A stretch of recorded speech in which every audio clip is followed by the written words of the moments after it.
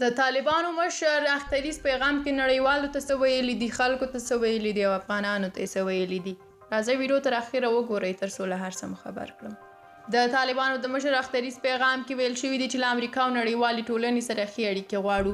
د لوی اختر په مناسبت د نوموړي خپاره شوي پیغام کې چې طالب ویاندویانو رسنیو ته لیږلی هغه دا اړیکې د افغانستان او نړۍ په خیر بللي دي. ملا هیبت الله په افغانستان کې روان اقتصادي او ټولنیز وضعیت ته هم اشاره کړې ده، خو داسې مهال چې په عصري او دیني علومو یې ټینګار کړی دی، مګر له شپږم ټولګي پورته د نجونو د ښوونځیو د پرانیستو هیڅ یادونه یې نه ده کړې.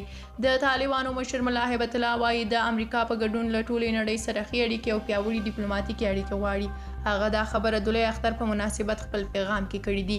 دا پیغام چې طالبانو رسنیو ته لیږلی دی پکې لیکل شوي دي چې دوی طالبان د امریکا په ګډون له ټولې نړۍ سره د متقابل تعامل او تعهداتو په چوکاټ کې ښې اړیکې او پیاوړي ډیپلوماتیکي، اقتصادي او سیاسي اړیکې غواړي او دا د ټولو جهتونو په خیر دی. دا په داسې حال کې ده چې تېره اونۍ هغه په کابل کې د دیني عالمانو په غونډه کې چې طالبانو رابللې وه ویلي وو چې نه غواړي د نړۍ فشارونو ته تسلیم شي او کوم تعامل ته غاړه کېږدي. د ملا هیبت الله په اختریز پیغام کې زیاته شوې ده دوی طالبان د سیمې او نړۍ هیوادونو ته پوره ډاډ ورکوي چې افغانستان به هیڅ چاته اجازه ورنه کړي چې له خاورې د نورو امنیت وګواښل شي. هغه له نورو هیوادونو هم دا غوښتنه کړې ده چې د افغانستان په کورنیو چارو کې لاسوهنه ونه کړي.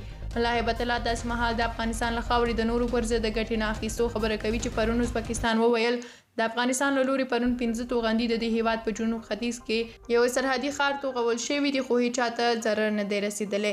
د طالبانو مشر افغانستان د ټولو افغانانو کور بللی دی، خو دا خبره هم کړې ده چې د دوی له اسلامي نظام سره د څوک مخالفت نه کوي. ملا هیبت الله په افغانستان کې روانو اقتصادي ستونزو ته هم اشاره کړې ده، خو د اقتصاد پیاوړتیا، بیارغونې او د پاتې مشکلاتو لرې کولو یې د اوسنیو واکمنانو او د ملت ګډ مسؤلیت بللی دی. دا په داسې حال کې ده چې افغانان اوس مهال د بل هر وخت په پرتله د بېوزلۍ او لوږې تر ټولو بد حالت سره مخ دي. د ملګرو ملتونو شمیر ښیي چې د نیمایي زیات افغانان کافي خوړو ته لاسرسی نه لري او تر خوا یې نږدې 15 میلیونه ماشومان له خوارځواکۍ سره مخ دي چې نږدې 2 میلیونه یې د مرګ سره مخ دي. د طالبانو مشر په خپل پیغام کې د افغان ماشومانو په دیني او عصري زده کړو ټینګار کړی دی، خو له شپږم ټولګي پورته د نجونو د ښوونځیو پر پرانیستلو ته یې هیڅ اشاره نه ده کړې. هغه څه چې د پرانیستو پریکړې په هغه پورې تړلې ګڼل کیږي.